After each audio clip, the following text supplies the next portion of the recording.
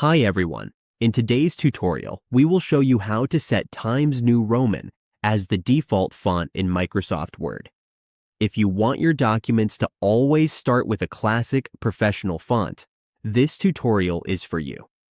On your Microsoft Word dashboard, to make Times New Roman the default, all we need to do is right-click anywhere on the page. From here, click on the Font option. In the Font section, search for Times New Roman.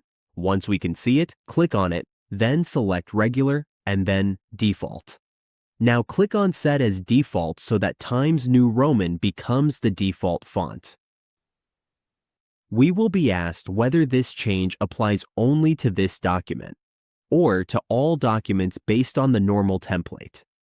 If we want Times New Roman to be the default for all new documents, click All Documents and then click OK. Times New Roman is now set as the default font.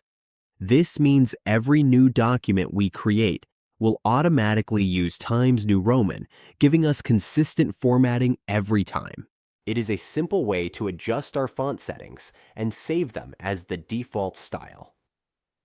And that is it. We now know how to make Times New Roman the default font in Microsoft Word.